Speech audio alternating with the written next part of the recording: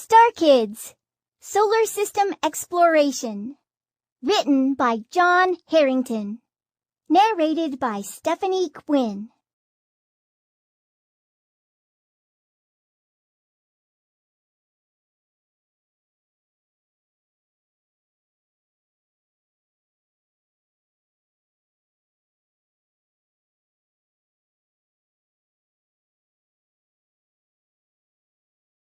Chapter 1. Solar System Exploration. Zooming through the universe faster than the speed of light on their flying scooters and skateboards, these 5 boys, Zeus, Ares, Uranus, Hermes, Poseidon. 5 girls, Gaia, Aphrodite, Selene, Cronus, Hades, and a male Dalmatian puppy named Helios wasted no time flying to their destination. Led by Zeus and Gaia, these other very curious astronomy students wondered why they were on this so-called very important mission. "I just hope this place has a skateboard park," Ares desired very vainly as he flew on his skateboard. "And I'm wishing that my hair doesn't get messed up," Aphrodite added arrogantly while also flying on her skateboard. "I think we should all turn back now while we still can," Uranus complained pessimistically.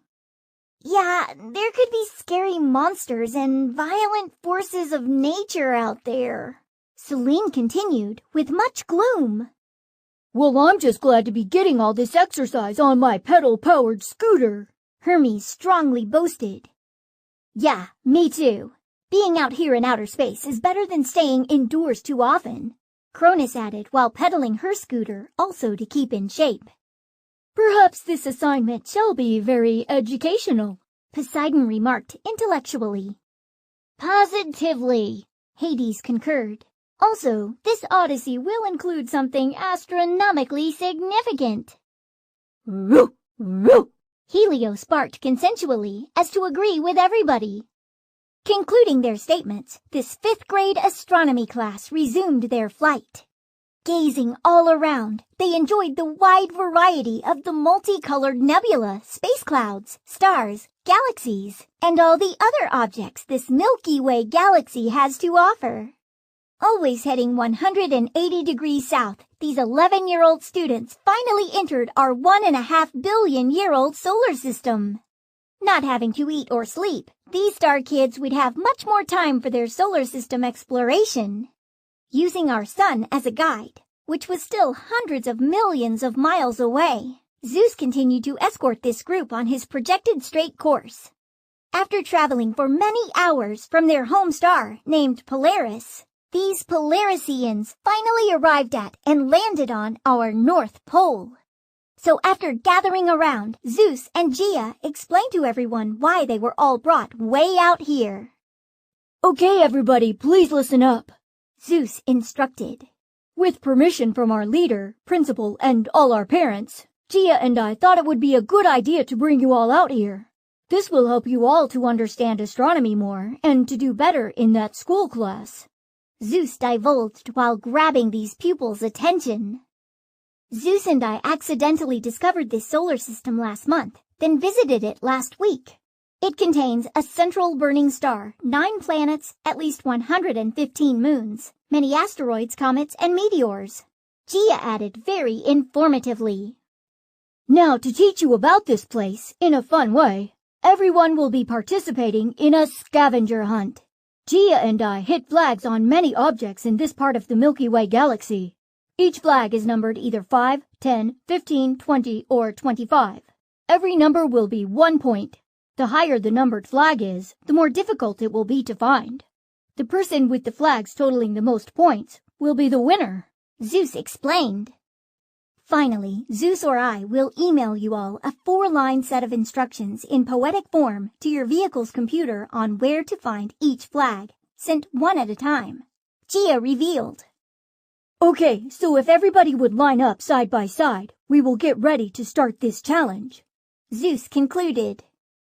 To give all these contestants the same fair advantage, Zeus and Gaia adjusted all of these players' vehicles to not exceed the speed of light, which is 186,282 miles per second. Getting ready, these opponents were about to start this game. Being the only one equipped with a UPS, Universal Positioning System, on his scooter's dashboard computer, Zeus could locate anyone's vehicle anywhere in the universe. As a practice run, they would first be sent out near our sun. With no flags there, these contenders would just have to recharge their vehicle's batteries. Getting all excited, these rivals received their first set of instructions. So after reading these instructions, they all paused for a while, giving it a second thought. Without further ado, being the most intellectual members of the octet, Poseidon and Hades took off first, with the remainder soon to follow. Beginning this game, these young, daring astronauts begin their maiden voyage on their own. Little did they know, they would soon encounter very violent forces of nature with extremely high and low temperatures. Also volcanoes, orbiting objects, and near collisions. Chapter 2. Hydrogenous Solar Sun Firestorm. Now heading towards this glowing gaseous day star sun, the remaining hopefuls soon followed. Not having to wear sunglasses, these aspirants could stare at this sun without hurting their eyes. Flying in single file in the back of the line for just a few minutes, Ares and Aphrodite got bored, then started zigzagging, cutting everybody off to proceed to the front of the line while ignoring the others' verbal warnings on how dangerous it was. This daring couple continued their reckless ways. Not paying much attention, Ares accidentally sideswiped Aphrodite, taking the lead. Panicking very much, Aphrodite was knocked out of control and became hysterical. Frozen in horror, her whole body became very tense. With her hand turning the accelerator all the way, she headed directly towards the sun's corona surface. Very quickly, her friends had to devise a plan to rescue her. "Turn away from that star now, Aphrodite!" Ares shouted as he flew closer to help her. "Hades, please text Zeus or Gaia and explain to them this dreadful situation," Poseidon yelled as he tried flying closer. "Okay, I'll email them immediately about this dire consequence," Hades answered loudly to Poseidon. "Come on, Cronus, let's spring into action and physically push her out of the path of destruction," Hermes voiced bravely to her as this energetic duo raced into action. "Okay, I'll try to grab her and steer her away from the star," Cronus revealed as she tried to reach her, but couldn't. "Hold on, Aphrodite. I'll try to deflect you at a 45-degree angle," Hades informed her as she tried unsuccessfully to fly parallel to her. "I'll ride adjacent to her and disengage the power system by disabling the terminals," Poseidon notified Hades before also failing. "This is too scary. Let's fly back." Uranus alerted Selene as they both cowardly started to fly back to Earth. "I'm right behind you. I know we shouldn't have come on this trip," Selene dissuaded Uranus as she frighteningly followed him. "Ruh, ruh, ruh, ruh." Helios barked with much warning as he looked back at the action while riding on Uranus's scooter's handlebars. Continuing their escape, they coincidentally met up with Zeus and Gaia. Asking for the location of these troubled ones, this unwilling couple reluctantly escorted their leaders. After arriving to the chaos within minutes, these two bosses officially took charge. "Come on, everybody, let's all rescue Aphrodite," Zeus ordered. "Yes, let's all get into position and help her," Gaia advised them very calmly. "Uranus, please fly close to Hades, then have Helios jump on her handlebars to try to save Aphrodite," Zeus kindly instructed as Uranus intensely quivered but obliged grudgingly. Yes, maybe Helios could gently grab her shirt collar with his paw's claws and pull her away from the star, Gaia figured. "Sure, me and Helios will do it now." Uranus complied very anxiously, then sped up, making the transaction. "Okay, Helios, we're close to her. Gently grab onto her collar now," Hades ordered Helios, but with no luck. So as everybody flew closer to the sun, it got hotter and hotter. All of a sudden, a hellishly fiery flame came roaring towards them. Very quickly, everyone swerved out of the way. Then while they all stared at her in horror, Aphrodite was heading right towards this large eruption, known as a solar flare. With everybody else petrified of this hydrogenous solar firestorm, Hades devised a plan in her head. Immediately taking off, she vigorously veered around the flames and got closer to the rescue. With all shouting at Aphrodite to turn out of harm's way, she just couldn't bring herself to do so. As she soared through the fire, they all thought the unthinkable just occurred, then started screaming. Very fortunately for Aphrodite, because its molecules are very far apart, the flames won't burn anyone. Still in grave danger, she was still heading towards the sun's corona surface. With her plan still in effect, Hades and Helios finally pulled up next to Aphrodite. Helios, lean far to the left and gently bite down on Aphrodite's suit collar. Then pull her right to steer her out of danger. Do it right now, please, Hades demanded politely. Obeying her command on cue, this dauntless man's best friend tilted westward. Trying to grasp onto Aphrodite's apparel with his teeth, Helios just couldn't grip it. Losing precious time, this massive 865,000-mile-wide burning sphere appeared to be getting larger and larger. Hurry, Helios, this is our last chance, Hades wept loudly.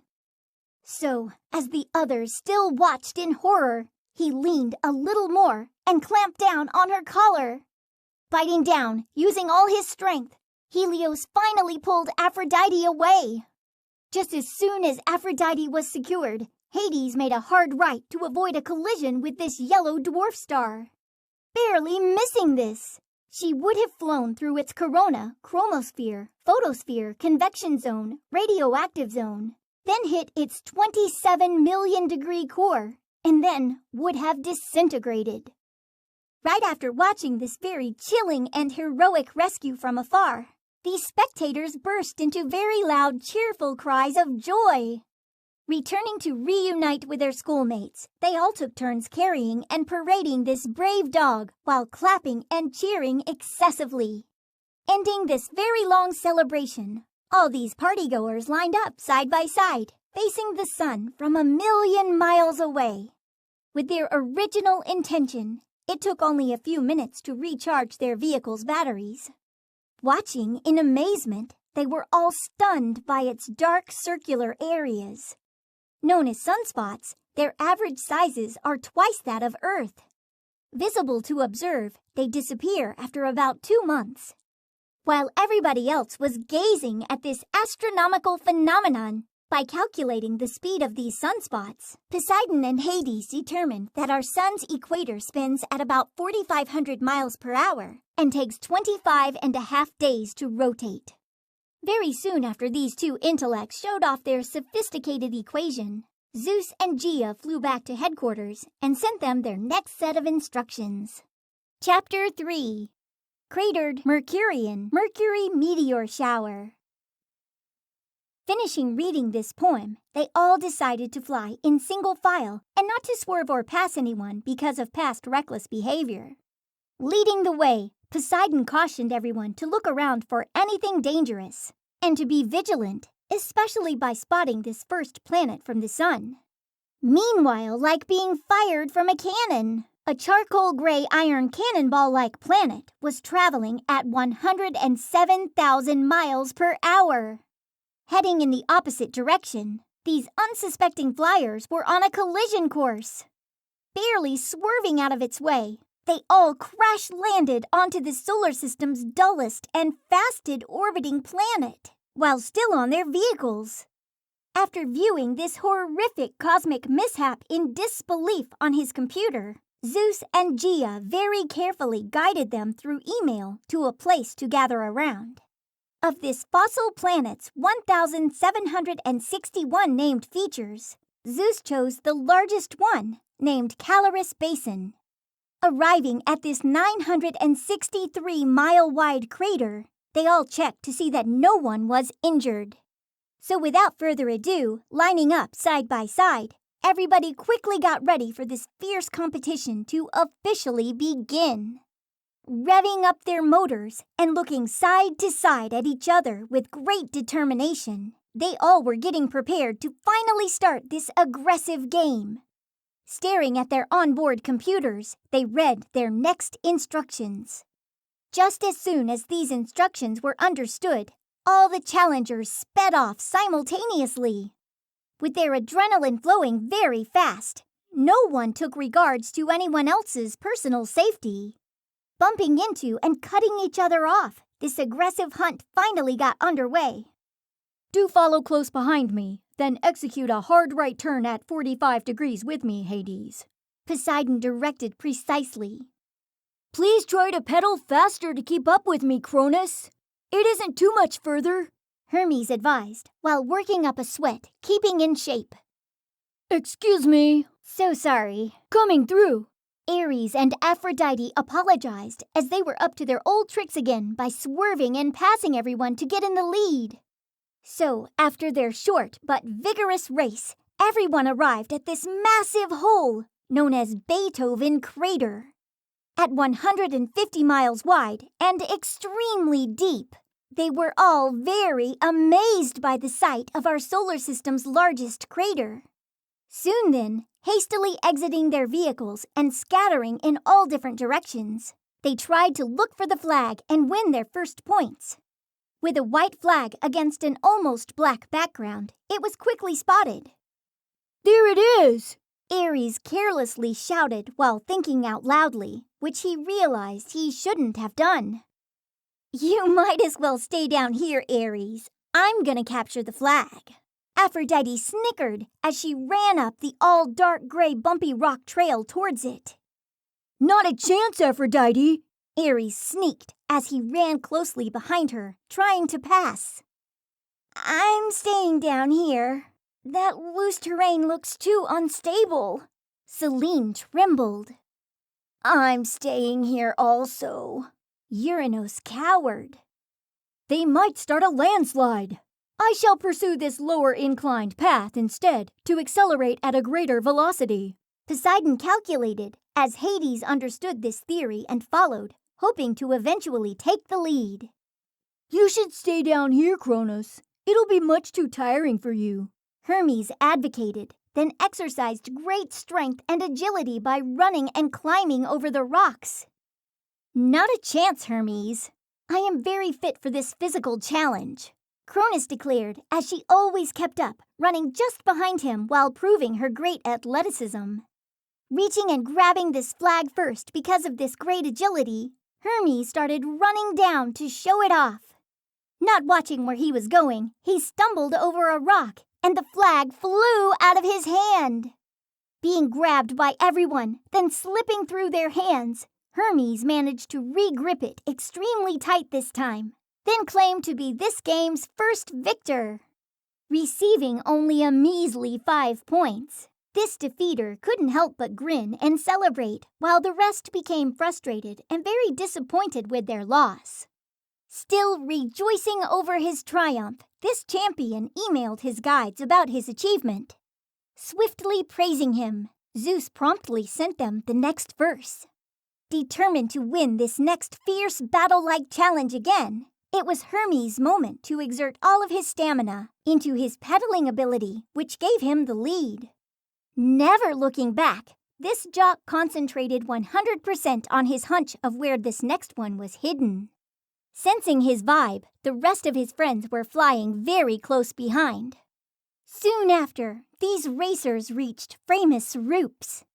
In total amazement of this intriguing Mercurian landscape, all these observers viewed these astonishing, yet scary-looking and treacherous steep, dangerous cliffs.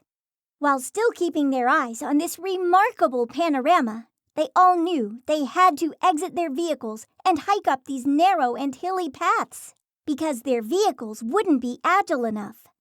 Jumping off them, they all darted up a steep rocky path at full speed.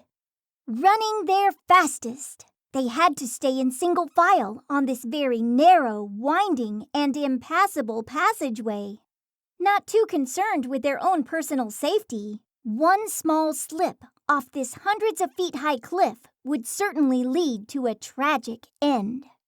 So after all this running up the cliff, Cronus instinctively stopped.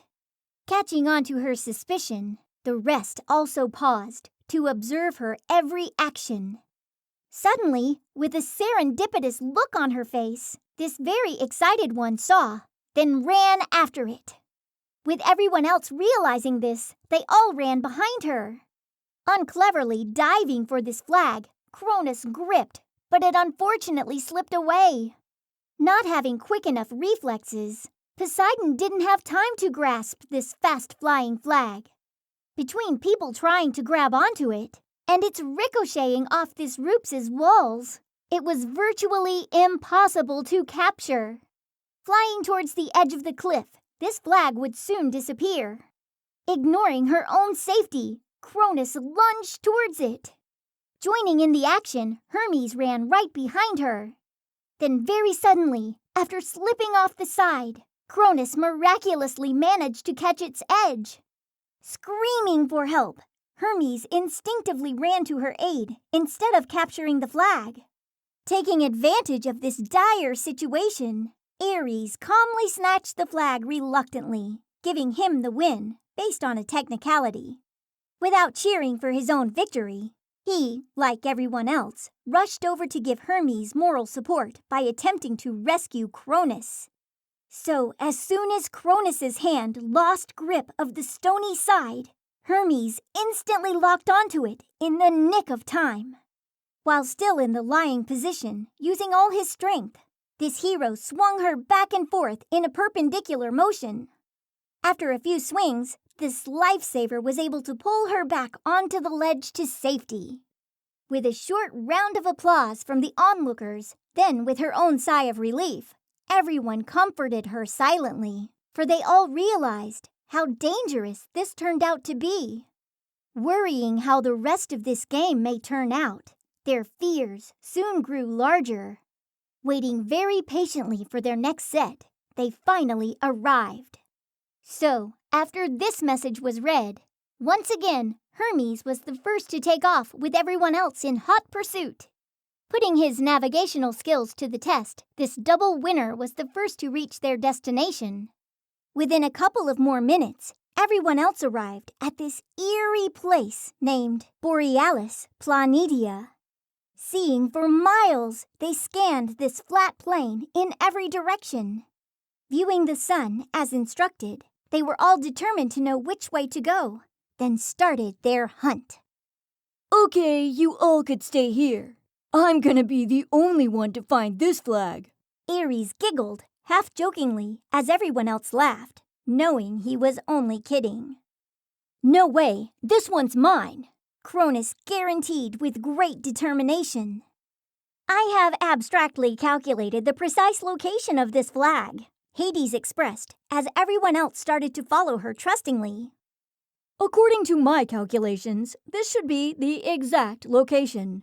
Poseidon accounted for as he stopped while everyone else gathered around. Looking very perplexed, they all scanned 360 degrees repeatedly over this totally charcoal gray colored plain for this hidden flag. With an erratic look on her face, letting out a loud gasp, Cronus detected it only a few hundred feet away, then quickly sped towards it. Catching on to her sudden departure, the remainder soon took chase in this precarious race. Pedaling so hard with all her mighty strength, Cronus took the lead. Finally approaching its location, she reached down and grasped this very sought-after flag.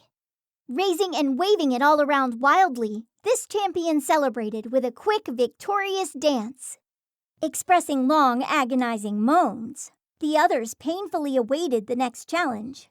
Still waiting impatiently, Zeus and Gaia finally released the next instructions. Before anyone registered any ideas where to look, they experienced quite a shock. Wow, a small rock almost just hit me, Selene informed all with much concern. Me too, Aphrodite also heeded. Look, a bunch of rocks are falling out of the atmosphere all around us, Uranus warned grimly. Very quickly, let's all enter this cave on our vehicles immediately, Hermes shouted at the top of his lungs. Rushing in it very rapidly, they were all very fortunate to avoid this cratered Mercurian meteor shower. Traveling at 50,000 miles per hour, these meteorites came crashing onto this cave. Temporarily acting as a bomb shelter, its roof and walls began to explode and cave in. Very petrified, these brave souls huddled around each other, trembling uncontrollably. While everyone else was panicking, Hermes quickly sent out a mayday to Zeus and Gaia via email. Quickly after receiving this dire message from Hermes' computer, this gallant duo flew off immediately for this daring rescue attempt. Meanwhile, back at this crumbling cave, these innocent victims were still huddled around each other and frozen in horror. Using his UPS, Zeus and Gaia arrived at this warlike zone within a few minutes. Hearing their cries for help, this brave duo pinpointed the cave. With the meteorites still pouring down madly, and because of an avalanche blocking its northern entrance, these rescuers had to find another option. Thinking up a plan, Gaia convinced Zeus that they should find an opening on the southern side of this cave. Determining the best approach, these searchers found a back entrance. Hearing their yells for assistance, this obligated pair finally reached them. Still in harm's way, they knew that they had to act fast, for the walls came tumbling down. Ordering everyone to follow them out immediately, Zeus and Gaia led the way back out the southern exit. With the ground shaking more violently and the walls and roof falling, they all hopped on their vehicles and started heading out. Flying as fast as they could, all their vehicles were scraping and bouncing off these winding and narrow bouldered passages, while this gigantic cave was disintegrating behind them. Almost being buried alive, they all just barely made it out. Still in danger, they had to avoid this meteorological rocky bombardment, which grew larger and larger, seeming to follow them.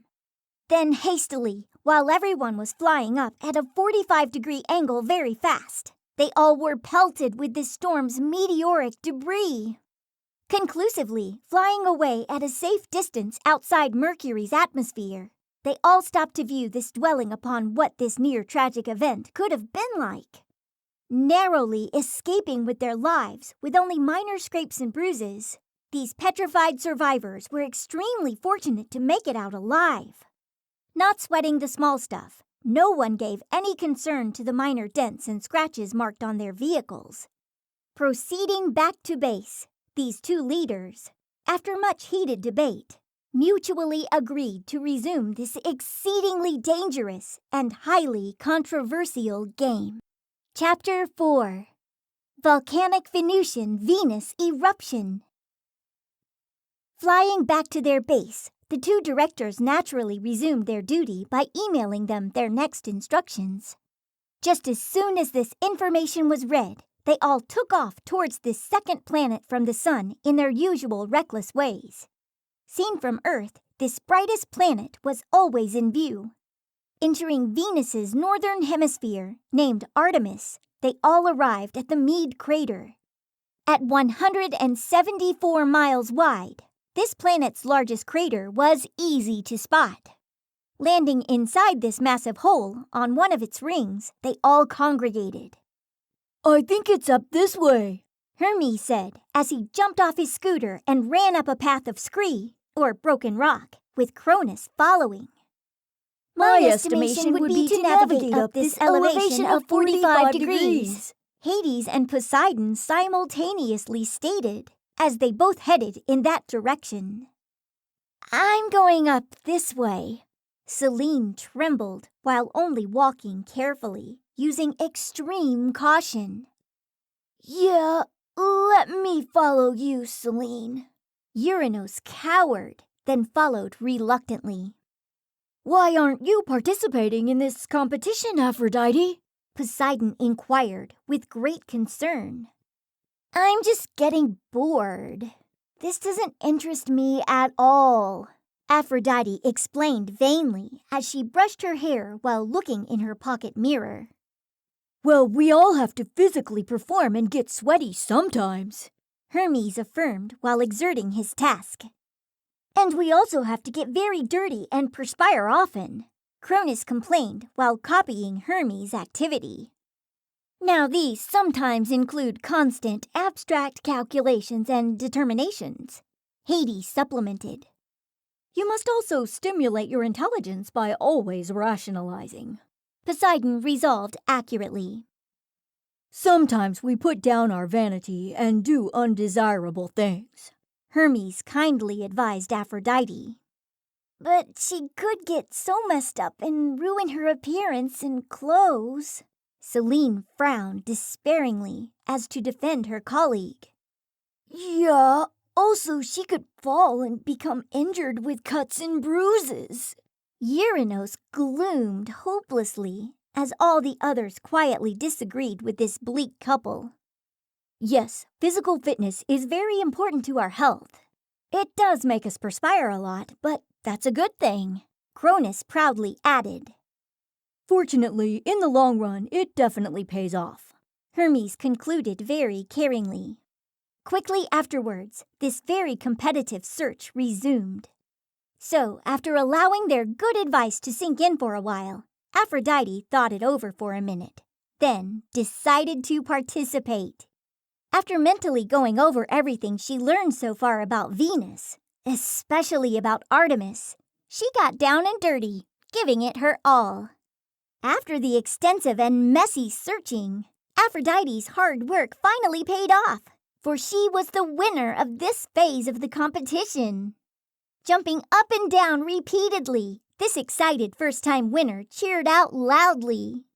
As the non-winners respectfully applauded her victory, Aphrodite's confidence skyrocketed, making her a willing challenger for the remainder of this tournament. Wow, that was very extraordinary how you determined its precision location, Aphrodite, Poseidon admitted openly.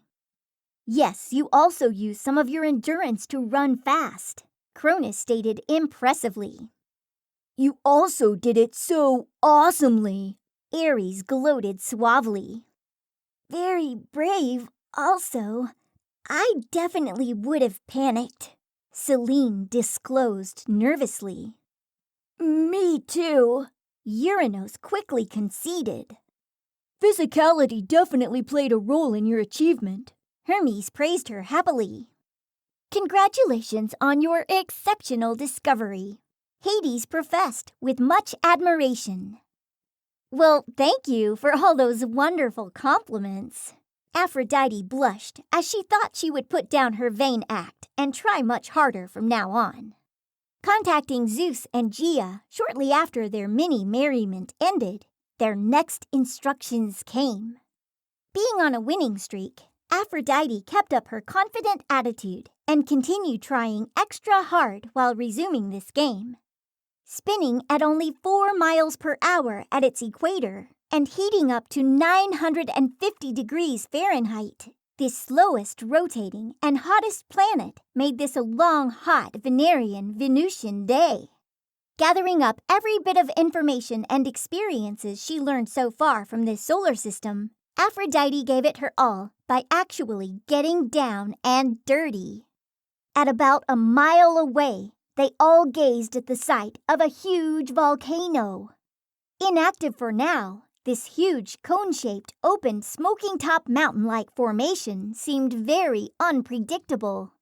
Getting very excited about this, the clues to find the flag drew them closer to this 5,500-foot-tall massive landscape. Having to exit their vehicles, they happily ran 45 degrees up the base of this humongous hill. Now knowing that the prize was purposely hidden on it, as a joke, they all thought it very humorous and laughed to themselves as they climbed higher and higher, approaching its mouth.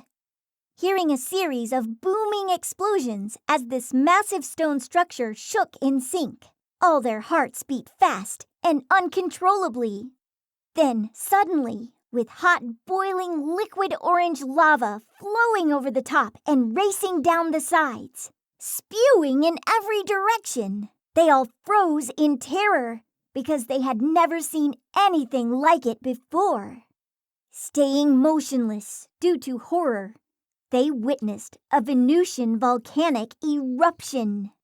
Watching this very thick gel oozing down towards them, the flag's white color reflected off this lava's glow-in-the-dark color, even though it was still daytime. Running towards it, Aphrodite made a bold dash, dangerously approaching, then grabbing it. This careless one had no regards for her own personal safety, foolishly putting her life on the line. Beating her to it, the merciless 2,000-degree lava devoured, then disintegrated the prize-winning flag into ashes. Then, shockingly, after witnessing this horrific event, Aphrodite wisely took off immediately. With everyone else still immobile from the shock of this Cytherean Venusian lava, Aphrodite unentranced them by yelling to leave now. Immediately snapping out of it just in time, they all raced behind her. Knowing that she was in charge, this fearless leader couldn't make any mistakes in this life-saving downhill foot race. Literally feeling the heat getting closer and closer, this heroine knew she had to change course. Veering a hard left, all the others quickly followed. Seeing light through a tunnel, she knew it would be a tragic mistake for them to take cover in because the lava would seep through. Running by another cave and not seeing any light seeping through, she screamed for everyone to run inside its further lower entrance. Just in time, they all jumped inside, barely saving themselves from this fast-flowing river of fire. Because this small tunnel where everyone huddled inside only had an entrance in the front and was tilting forward, the lava flowed over and around it. Still in harm's way and panicking more than ever, they all wanted to leave. Becoming very delirious, they all couldn't think straight and feared the end was near. Keeping her composure and still in the take-charge mode, Aphrodite frantically tried to send out an SOS via email to Zeus and Gaia. Trying everyone's computer with no luck due to the interference from the covering lava, she kept on trying over and over, repeatedly by typing, "Help." Waiting and waiting in this unbearably sweltering heat brought on by this lava, they were all convinced that this rescue mission would be doomed. Clueless of their perilous situation, Zeus and Gaia were a little concerned why they haven't heard from them lately. Due to the thick lava covering over their computer signals, this worried couple finally received the SOS a few minutes after it was sent. Taking this very seriously, such as a 911 emergency call, Zeus and Gaia barely deciphered this frantic, staticky, broken-up message, then very quickly sprung into action. So, with further ado, using their UPS, they headed right to the danger zone. Quickly reaching this havocing scene, Zeus and Gaia soon witnessed how dreadful the situation really was. Keeping their distance from this molten stream, they knew this was one of the hottest and most toxic substances in this entire solar system. Letting their presence be known via computer, these rescuees were extremely relieved, but knew they had to stay cool, calm, and collected. Assessing the situation for a while, Zeus told Gaia that he would first have to find a spot where the lava wasn't flowing over the cave's entrance. Explaining that he may have to rescue them one at a time, she would have to check if they would be fine once rescued. After Gaia agreed to this, Zeus found a safe area and rushed right in. Rescuing these petrified victims one by one, they all turned out to be unhurt, and these survivors were thankful to be alive. Sprinting very fast down this mountain on another path that had no flowing lava, they all hopped on their vehicles. Flying away as soon as possible, heading in all different directions, they were just glad to get off this most dangerous by far planet. ordering everyone to muster around, thousands of miles away in mid-air on their vehicles. Zeus told them all that he will have a very important message for them all, then led the way back towards headquarters. While flying back in single file, Zeus had a private whispered conversation with Gaia about what this meeting will be about. Explaining to her that this scavenger hunt is way too dangerous and probably should be canceled immediately, he asked her to opine. So after a quick thought, she agreed with him. Then both decided that this game is much too dangerous and will end right away, and we'll all fly back home together at once. Patiently awaiting, all these curious contestants wondered what this so-called discussion would be about. Chapter 5. Aquatic Earthly Earth Tsunami. Deeply contemplating on what to say at their meeting, Zeus and Gaia indirectly drifted off course, with no one else realizing. Then, all of a sudden, screeching along, Halley's comet flew straight towards them at approximately 160,000 miles per hour. Trailing the pack and looking all around while admiring our solar system as usual, Aphrodite was the only one to see it. Screaming at the top of her lungs for everyone to watch out, they all instinctively veered out of the way ASAP. Just like a guided missile, this 220 trillion-pound fire and ice projectile hit its target. Barely sideswiping everyone, this massive rock spun them all out of control in different directions. Losing control, Zeus quickly headed towards Jupiter. Crash landing on its largest moon, Ganymede, this worried leader walked around and shook off the pain. Feeling extremely embarrassed and very guilty, this failed chaperone knew that he can be in serious trouble if he didn't safely rescue them all as soon as possible. Knowing that this is the climactic turning point of this exploration, this petrified mastermind knew he had to think quick and come up with a plan really fast. Now turning into a search and rescue mission, he knew he had to set up a new headquarters right there and now. Damaged by his crash landing, his scooter didn't function at all. Not knowing how long it would take to fix, he knew it was imperative to contact his colleague Gaia right away. Emailing being his only option, he sent out many to her from his vehicle's equipped handlebar computer. Due to his damaging situation and its sometimes solar interference, their computer signals sometimes get delayed. Meanwhile, as everyone else was bumped off course, Gaia, Aphrodite, Uranus, and Ares were headed towards Earth.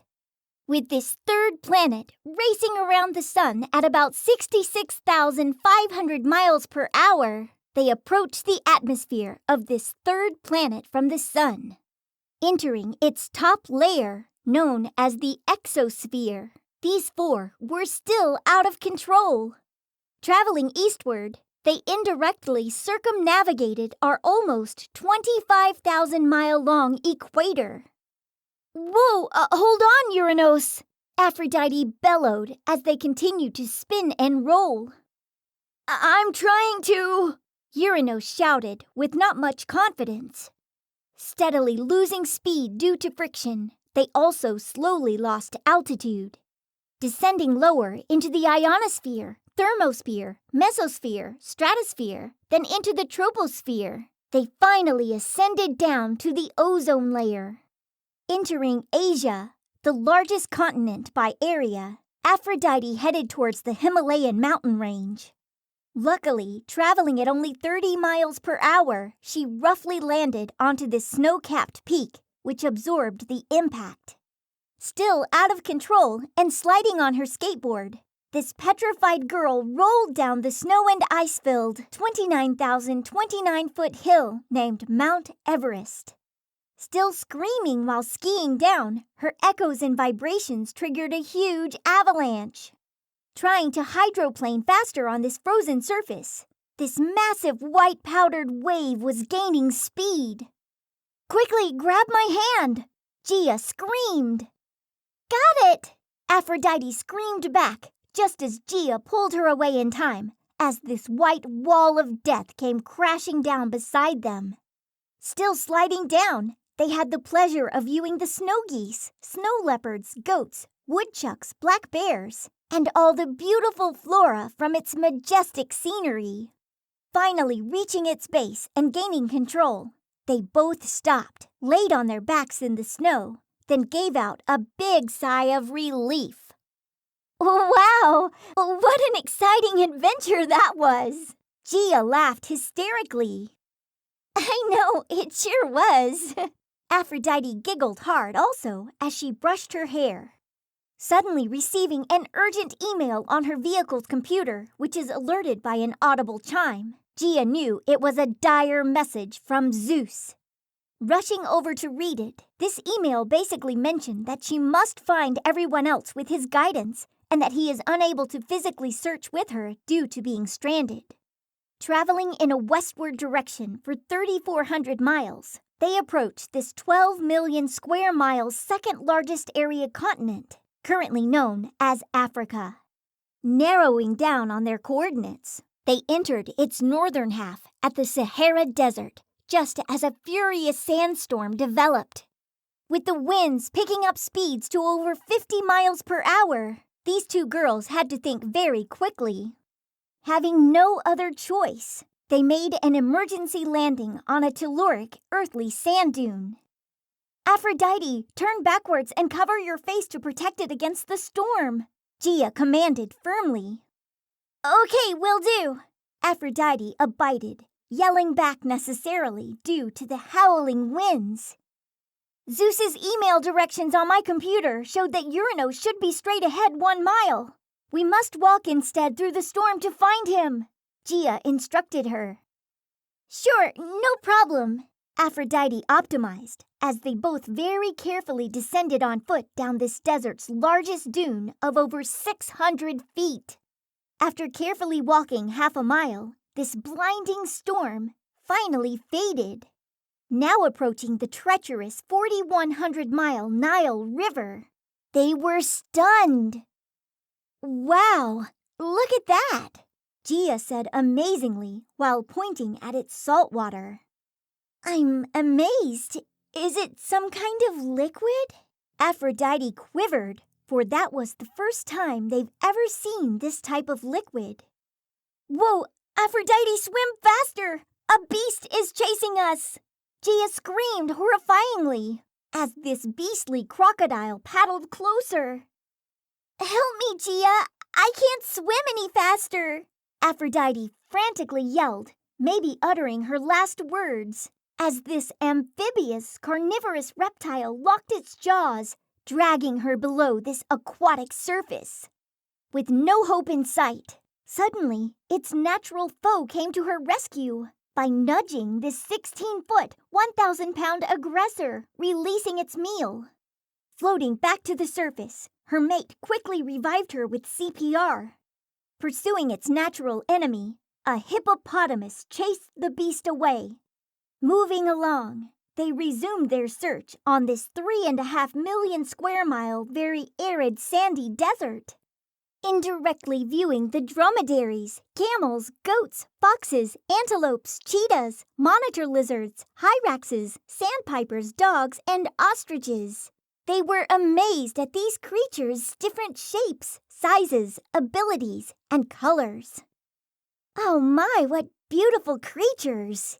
Gia expressed excitingly as they slowly walked their mission. Yes, they certainly are, Aphrodite happily agreed. With the mercury rising to its maximum of 120 degrees Fahrenheit, they both decided to rest on an oasis.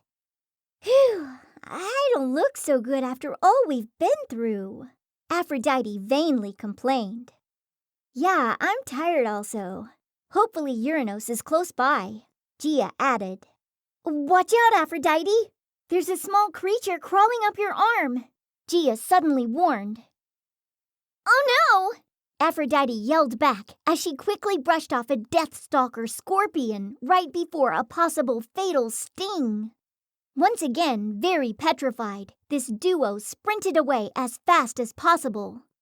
Very fortunate for Uranus, he saw them running towards his direction. Girls, help me! Uranus shouted as he slowly sank more and more. "Hold on, Uranus!"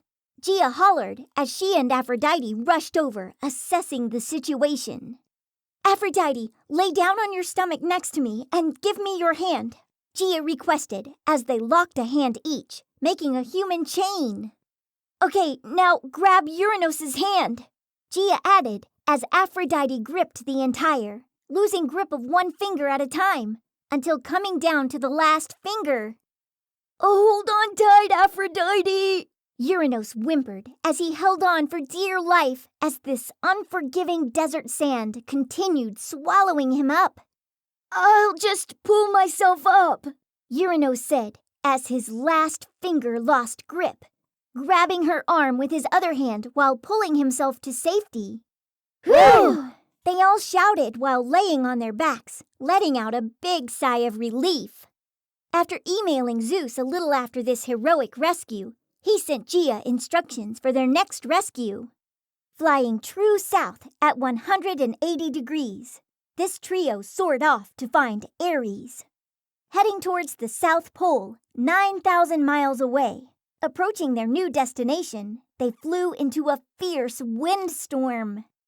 "Everyone hold on tight! It is very windy!" Gia shouted nervously as they braved this 200-mile-per-hour windstorm. "Whoa! I'm losing control!" Aphrodite quivered as she descended very rapidly. "I don't think I can handle it," Uranus mentioned doubtfully. Fighting this losing battle, these three all of a sudden crash-landed on an iceberg at a high rate of speed. Running out of space, they slid off this terrestrial earthly ice field and into the freezing Antarctic Ocean. Filled with killer whales, these mammals chased them. Reliving a nightmarish terror, these three swam for dear life. Making it to shore with their vehicles in tow, they frantically caught their breaths, escaping another death-defying event. "Oh, that was too close!" Aphrodite complained hysterically as she quickly tried to groom herself. "I know, but just as long as we all made it to shore safely," Gia mentioned positively. "Wow, this place is so barren. Looks like we're in the middle of nowhere," Uranus griped as they all looked at this icy and snowy territory for as long as the eye could see. Taking a quick recess, they then flew very low over this continent. Having difficulty judging height due to the covered snow, known as whiteout, they had to look for Ares. Approaching his estimated whereabouts, they spotted him in the icy waters. Found unconscious and laying on top, his skateboard acted as a life-saving flotation device. Pulling him out safely on land, they all brought him back to consciousness. "Wow, I must have been knocked out after my unsafe approach," Ares mentioned, unscathed. "Well, we're all just glad that you are all right," Gia admitted as everyone else agreed. Following proper procedure once again, Gia sent Zeus the good news proclaiming another successful rescue. So then, immediately being summoned to the North Pole by their male leader, these four immediately departed our world's largest desert. While taking off for their next destination, Gia was the only one to feel a slight tremor. Thinking nothing of it, she resumed her lead. While looking back at the seals, penguins, and giant snow petrel birds, they were all amazed with these habitant creatures. Not paying attention due to sightseeing, they almost ran into Vinson Massif.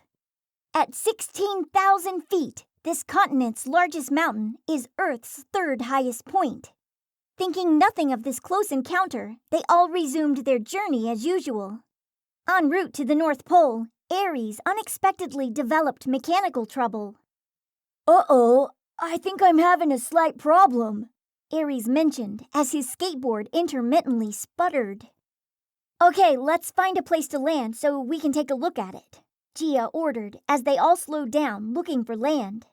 Having already flown 7,500 miles from Antarctica, Hawaii seemed to be non-violent, so Gia instructed everyone to follow her for an emergency landing on this paradisical archipelago. Selecting its largest island, also named Hawaii, they all touched down on its 4,000 square mile surface. I think I just have to adjust something on my skateboard to fix it, Ares admitted, feeling a little guilty. Wow, look at those beautiful winged creatures, Aphrodite mentioned with amazement as she pointed to some of the multi-vibrant colored tropical parrots, macaws, and parakeets. Oh yes, and so aren't they? Gia added by also pointing at the exotic ducks, geese, swan, turkeys, partridges, quail, albatrosses, hawks, eagles, doves, owls, and other native birds. I hope they don't attack by pecking and clawing at us. Uranus shivered cowardly, as usual. I am going to tour these islands for a few minutes. Can everyone just wait here and help Ares repair? Gia asked. As they all unanimously agreed, she thought it would be fun to use Aphrodite's skateboard for the first time as a change. Circling around the 6 other main islands, she quickly observed Oahu, Kauai, Keho, Alaui, and Lanai. Deciding to enter Maui, she wanted to sightsee. Built on volcanoes, this lone tourist had to be careful on its largest major island. With its mouth slowly drooling out 2100-degree hot fluorescent orange lava, Gia viewed it as spectacular. After this fantastic liquefying show, she decided to go back to her group. Taking her time, she flew very low above the ocean, enjoying its massive salty waves. Not knowing that the little tremor Gia felt back near the South Pole would lead to an underwater earthquake, causing an aquatic earthly tsunami, this petrified leader saw it advancing towards her. Racing at 500 miles per hour, the 200-foot-high liquid wall of destruction roared closer and closer. Swallowing her up, this victim quickly emerged to the top of this tidal wave. Stalling out the motor, this first-time surfer had to quickly use her skateboard as a surfboard instead. Learning to balance on this killer wave, this novice surfer tried unsuccessfully to revive the drowned motor. Very fortunately, starting it on her 3rd attempt, this heroine flew away very fast to warn these potential tsunamic victims. Everyone fly to higher ground now! Gia screamed the loudest anyone had ever heard. Okay! They all shouted in unison, then followed her, except for Ares. I'm leaving right now! Ares yelled obediently as the last one to depart due to a final repair. Following Gia's lead, trusting her with their lives, this escort safeguarded them all to the summit of Mauna Kea. Peaking at 16,000 feet above sea level, this world's 3rd highest point provided safe harbor. Crashing through on the side of the mountain at a much lower altitude, the survivors horribly witnessed what this violent, watery phenomenon actually wiped out. Panting heavily for a few minutes, they all resumed their North Pole flight, 4,800 miles away. Finally reaching their last earthly destination, Zeus explained to the gang that Selene crash-landed on this planet's moon. So with not much time to spare, he quickly positioned Gia to stand exactly on the North Pole. Knowing that our planet is tilted at 23.45 degrees, Zeus quickly estimated the direction and angle to locate the Copernicus crater to find Selene. At only 2,159 miles wide, our sole satellite moon is only 1/4 the diameter of Earth. With its average distance of 238,855 miles away, Gia knew this would be a short flight. Locking all the visuals in her mind, this fearless commander mustered up all her troops, then headed out for this next very important adventure. Chapter 6.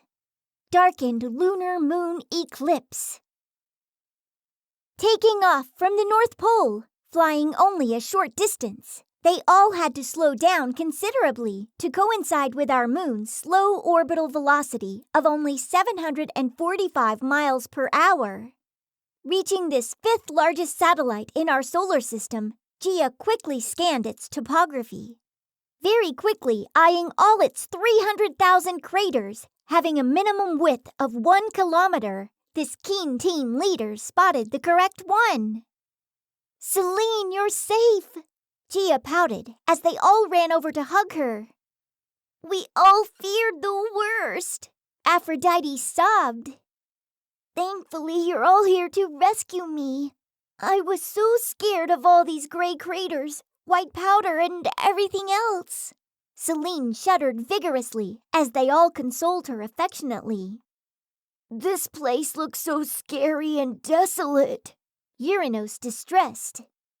No way! This place would make a good skateboard park with all these craters and hill. Ares burst out with excitement. Okay, let's all stay put and allow the sun to recharge our batteries again, as they are all almost depleted, Gia ruled. Still amazed with its terrain, Ares ignored Gia's orders and sped off on his skateboard to Oceanus Procellarum. Covering 1.5 million square miles, Ares stayed on a nearby section while performing his usual stunts. Meanwhile, back at Copernicus Crater, Celine noticed something very peculiar.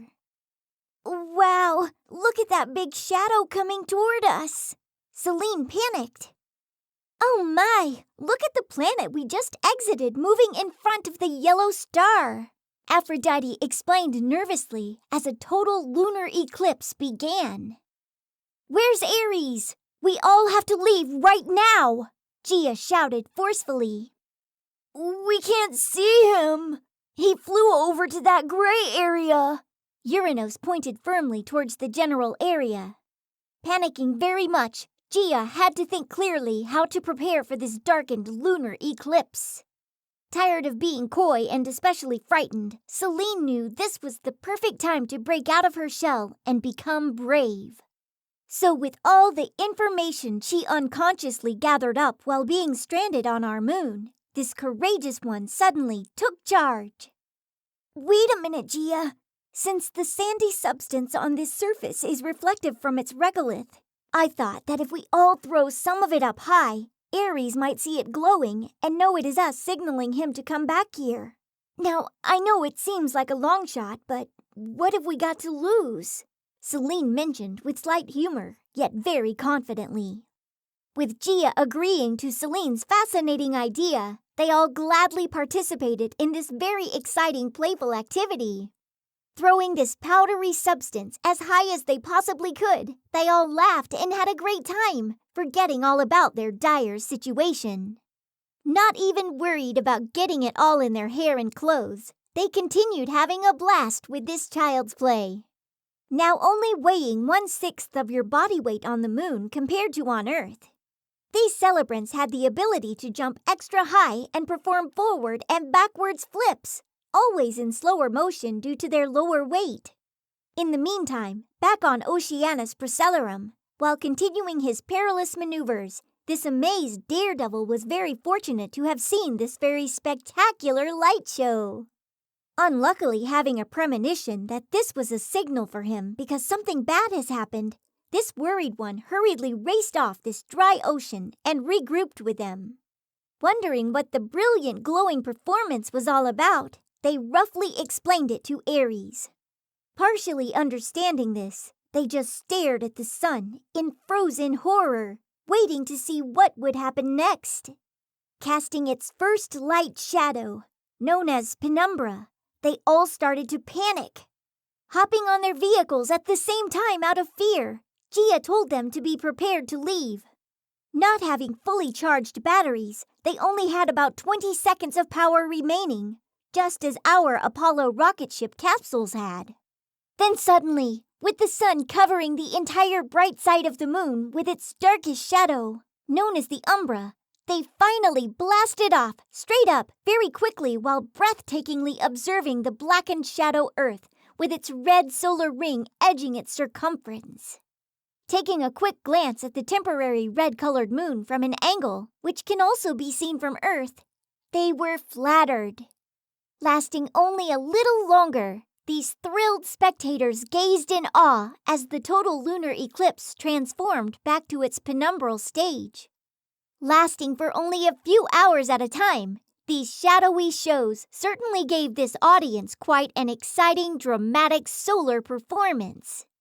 So then, once again, this natural hydrogenous star fulfilled its mission again by refilling these customers' fuel tanks. Taking a well-deserved breather, Gia contacted Zeus again with another success story. Very pleased with the outcome, he needed a little more time to calculate for his next recovery job. Chapter 7. Desertic Martian Mars Tornado. After reading their next instructions to rescue Poseidon, they all formally raced towards Mars. Colored red from its iron oxide, they were all amazed at its sight. While in flight, not seeing its 10-mile-wide outer moon, Deimos, creeping towards them perpendicularly, it barely missed them all. Thinking nothing of this near miss, some looked back in awe at its amazing two craters, Voltaire and Jonathan Swift. Continuing their flight, they unfortunately flew into the orbital path of its other moon, Phobos, meaning fear. Panicking and getting nervous, they all instinctively turned right very hard.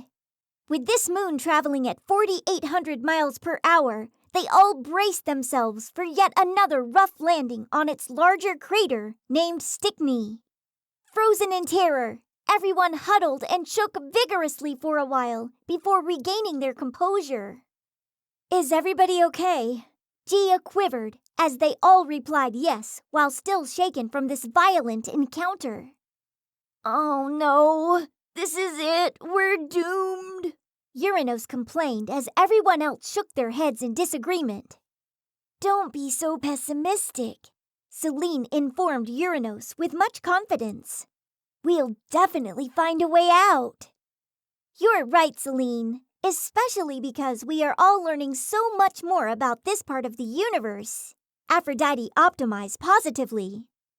"Yeah, well, maybe we should just live here. It looks very entertaining," Ares gladly boasted as the rest gloated, thinking of that possibility. "Okay, let's all just get a grip on reality and get ready to resume our mission," Gia instructed as they all prepared to depart. Indirectly scanning a last glimpse at this 17-mile-wide crater, they all resumed their flight. Only having to travel about 14,500 miles, they entered the fourth planet from the sun, which was easy to spot. At 370 miles wide and 14 miles tall, they were instructed to land at the summit of our solar system's largest mountain, named Olympus Mons. "Okay now, Poseidon should be close by. Let's all look through our binoculars at a southwesterly direction to try to spot him," Gia instructed as these viewers observed. "Wow, look at that vicious dust storm! I think it's coming towards us! Let's all run and hide!" Uranus panicked as he shook uncontrollably at the nearby windstorm. "Relax, Uranus. It's headed away from us in the other direction," Selene determined. "Yes, don't worry. There's no need to fear," Aphrodite assured. Receiving an urgent email from Zeus that the rescuee was caught up in the aforementioned katabatic wind dust storm, Gia became very hesitant to send out a search party. So after indirectly seeing this message, without further hesitation, Ares felt the urgency to solely search for his friend. "I must rescue him. He is in dire need," Ares insisted. "No, wait for the winds to calm down," Gia shouted, but to deaf ears as Ares bolted towards his classmates' approximate locale. So bravely, but slowly trekking through this stormy katabatic wind, Ares soon had his pal in sight. Yelling his name, Poseidon only heard voices. Still delirious and suspicious due to his hard landing in this unfamiliar setting, he couldn't see through the whirling sand. Getting extremely nervous, especially from the voices getting closer, Poseidon darted out as fast as possible. Thinking that Ares could be mistaken as a Martian Mars creature, this petrified one never looked back. Speeding and veering on his vehicle through a maze-like, deep, steep-walled valley. Known as a labyrinthus, Ares was shadowing him, yelling and trying to calm down his neurotic mate. Abruptly exiting this maze, still very delirious, Poseidon flew north with Ares still tailing. Always observing through her binoculars, Gia had to find the right time to send the rest out for aid. So after the dust literally settled, she then ordered them to all help Ares give chase, including herself. Getting too nervous and too shaky to fly, Poseidon lost altitude very fast. Flying low and slow over the face of Mars, known as Sidomia, Poseidon got more scared, then landed hard next to it. Taking a violent tumble, then rolling multiple times, these onlookers gasped in total disbelief. Holding his composure, Ares was the only one who knew what to do. Placing his hand over Poseidon's mouth and not feeling a breath, he tilted his head back. Blowing a few quick breaths into his mouth, he didn't feel him breathing. So quickly, pressing on his chest near his heart a few times, Poseidon finally came back to life. After a long applause from everybody else, this mission became another success. Chapter 8: Gigantic Jovian Jupiter Hurricane. After telling Zeus about the success of their Martian encounter, he ordered Gia and her group to Ganymede for a meeting. Leaving the last of these inner planets, they used Jupiter as a guide. At 89,000 miles wide and 1,300 times larger than Earth, this first gaseous planet was always visible from Mars. "Wow, what a beautiful planet!" Aphrodite exclaimed with glee as they all approached this fifth planet from our sun. Still millions of miles away, they all stopped in mid-air to gaze at this picture-perfect giant. Although, due to its large size, this multi-toned peach-colored planet seemed to be standing still, even though it is our fastest rotating planet, spinning at 28,000 miles per hour. "I don't know, this place looks big and evil," Uranus moaned, as usual, while Helios growled in disagreement. "Actually, this place looks good enough to explore. I'm sure it has many intriguing geological features," Selene boasted.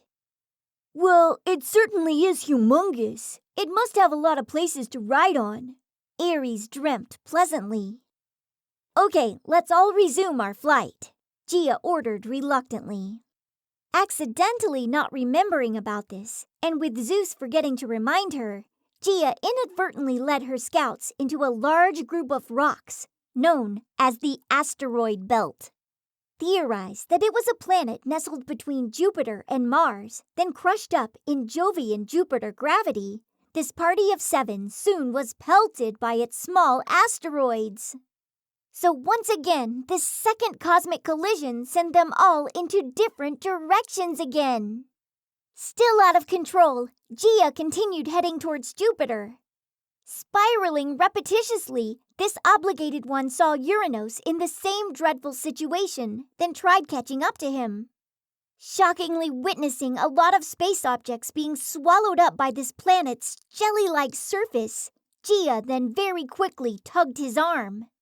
Still twirling and approaching Jupiter's hurricane, known as the Great Red Spot, this superstar jumped into action. "Uranus, I will try to push you away," Gia pointed out loudly while still hanging on to him. With both out of control, they headed towards the massive reddish-brown gigantic Jovian hurricane. "Okay, just fling me at the right moment," Uranus insisted as they both grew dangerously closer to this 5-mile-high phenomenon. "Ares, grab Aphrodite, then veer away from it also," Gia firmly yelled. "Okay, will do," Ares replied loudly, just before pulling her away from this 25,000-mile-wide natural disaster located 22 degrees south of its equator. So, just in the nick of time, using all her strength, Gia flung Uranus out of harm's way, back into space, while maneuvering her craft into position. Still out of control, she had to steer towards Ganymede to see Zeus. Tilting at the correct angle, the aerodynamic design of her craft steered Gia in the right direction. With Ganymede on the other side of Jupiter, she was traveling too slow. So getting too dangerously close to this planet, Gia entered its atmosphere to pick up speed, then slungshot 180 degrees around to actually land on Ganymede. Bigger than Pluto and Mercury, Gia entered this solar system's largest satellite. Entering its atmosphere, she had to tilt her scooter up to slow down, using its thick oxygen atmosphere. Becoming 2.5 times heavier, which is the most on all of the planets, Gia had to brace herself. Crash landing, she tumbled a few times unscathed. Witnessing all this from half a mile away, Zeus quickly ran over. Gia, are you all right? Zeus inquired loudly with much concern. Oh, yes, Gia replied as she walked off her slight pain. The others were just hit by a bunch of asteroids, sending them in all different directions, but no one was seriously injured. Gia explained very worriedly. I know, I saw the collision on my computer monitor. I guess we did forget to warn them about it. Zeus admitted with much guilt. My scooter was damaged during the impact. It doesn't start up, Gia had to mention. No problem, we'll fix it, Zeus told her as he walked Gia and her scooter back to headquarters, where Cronus also comforted her. So after making minor repairs again, Zeus sent Gia to Callisto to rescue Ares. Discovered in 1610 by Italian astronomer Galileo, these kids were about to have some unforgettable, heart-stopping moments on his 4 found satellites. Now entering this second-largest Galilean satellite, she spotted Ares immediately due to Zeus's good directions. Not surprised seeing him skateboarding on its rock and ice surface, she comically attracted his attention. "Oh, having fun are we now?" Gia grinned with the supposedly serious look. Oh no, of course not. I was just waiting for backup to form a search party to find the others just like last time. Ares fibbed with slight guilt. Sending the good news about Ares' safety, Zeus gave Gia the pinpoints of Aphrodite's locale. Taking off together from this dark blue-gray moon, this duo soon reached Europa. Flying over its clear ice and brown, line-colored surface, they reached the Puel crater. At only 15 miles wide, they had no problem finding Aphrodite on this bright white near feature. "Aphrodite, you're safe!" Gia brightly lit up as this trio embraced each other in a big group hug. "Good to see you again," Ares added. "You know what, guys?" Aphrodite speculated. "There could be primitive life forms under this ice. All the signs are there." "Wow, you can be right. I understand how that can be," Ares thought with much amazement. "That is a remarkable theory. Zeus and I never thought of that on our prior exploration here. We'll be sure to mention it to him the next time we see him," Gia stated firmly. Soon after contacting Zeus of Aphrodite's safety and discovery, he gave Gia the location of Selene and Poseidon. Now approaching towards this most inner Galilean satellite, closest to Jupiter, chills ran down Gia's spine. Stopping and staring at it for a while, this trio, out of breath and with dreadful news, this couple started hyperventilating while trying to speak. "Poseidon and I were just on that moon. Uranus is still there. He's in trouble, caught in a volcano," Selene yelled petrifyingly. "Yes, it is important that we all rescue him now, without further hesitation," Poseidon hyperventilated very rapidly. "Okay, could you lead us to him?" Gia asked sympathetically. "We'll all follow you. We'll fly right behind you 3. Aphrodite and Ares mentioned in sync with great apathy. Frighteningly entering this young-surfaced satellite, Io, they had to fly only about 50 miles high so Selene could recognize the location. With sulfur and sulfur dioxide exploding up to 300 miles high, this quintet had to dodge many of its 400 active volcanoes. Understandably shaken, with their adrenaline flowing its fastest, this 4th largest satellite in our solar system is also the most active place in our solar system. Reaching this Armageddon-like place, located on its equator and facing away from Jupiter, they very reluctantly entered into this 17-mile-wide volcano named Prometheus. Meaning fire god, this extremely violent behemoth constantly blasts out boiling hot lava. Hypertensely pointing to where Uranus is holed up, Gia quickly gathered up her thoughts, then coordinated a plan. Yes, we can definitely squeeze in. Okay, everyone stay away from the fire and gather around. We must think up a plan to rescue Uranus. Gia cried while acknowledging this dire circumstance. First and foremost, we all must assess this urgent situation from all different angles, Poseidon pronounced with importance. Aphrodite and I could enter through the back way on our skateboards, avoiding the flames, Ares offered very humbly. Yes, we can definitely squeeze in that way, Aphrodite added carefully, due to prior experience with volcanoes. Actually, I think Ares and Aphrodite do have a good idea by entering through the back way, since the lava is flowing down in front of the volcano instead, Gia reminisced. Holding hands, they all formed a human chain, lowering each other for this daring mission with Gia as anchor and Aphrodite playing the rescuer. Uranus, give me your hand, Aphrodite demanded firmly as she stretched out her hand to his. I just can't quite reach it, Uranus stammered as his shaky hand just couldn't make contact with hers. Look out for the lava! Gia shrieked loudly just then as Uranus ducked with lava flowing right above him. Uranus, you must relax and grab her hand now, Ares instructed as he tried calming his neurotic one down. Whoa, whoa! Helios whimpered, trying to make sense of Uranus's predicament. Just inhale a few deep breaths to cure your hyperventilation, Poseidon medically advised.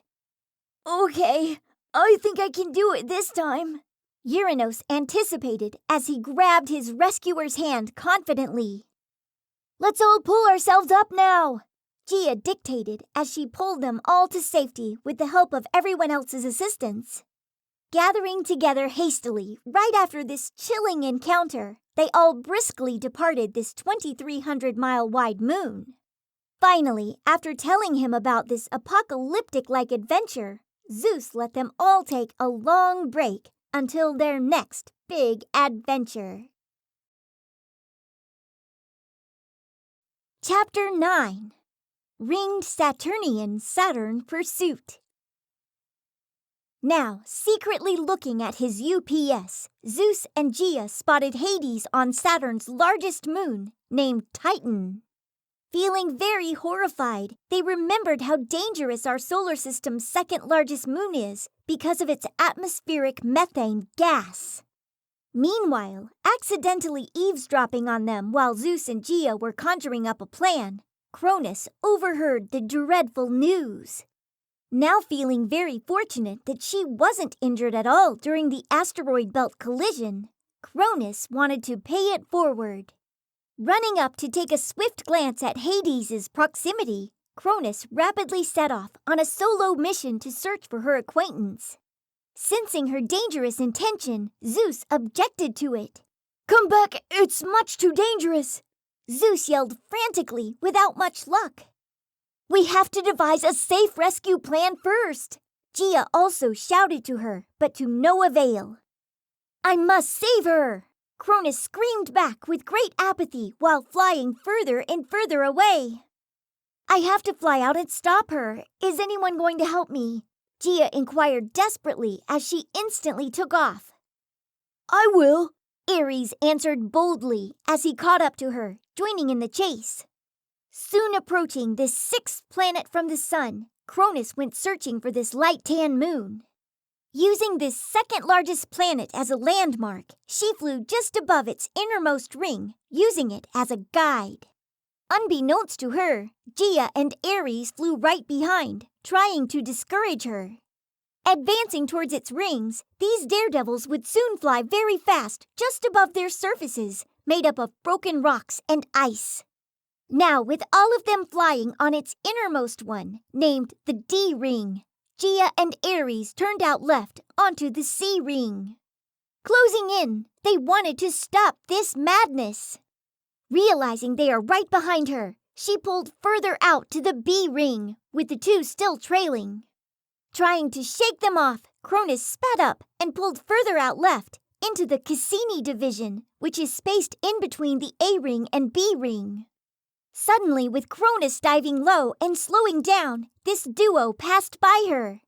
Reappearing, then resuming regular speed, the chase then veered left onto the A ring. Seeing her in their rear-view mirror, they slowed down severely to let Cronus pass. Not worried at all, Cronus then swerved left onto the Inca division. With her nemesis still in hot pursuit, she turned left further from this planet onto its F ring. Hooking more westward, entering its G ring, this time her opponents advanced to her port side. Narrowly avoiding the moon, Mimas, which was right in front of her, Cronus abruptly executed a hard left turn, inadvertently sideswiping these two aggressive chasers. Out of control, they all ended up on its E ring. Heading towards Enceladus, they all bounced off the moon's atmosphere. Knocked out of Saturn's rings, they all deflected towards different directions. Effortlessly glancing at its other major moons, Tethys, Dione, Rhea, and Iapetus, Cronus finally spotted its most major moon, Titan. Still out of control, Cronus managed to change course towards her desired location.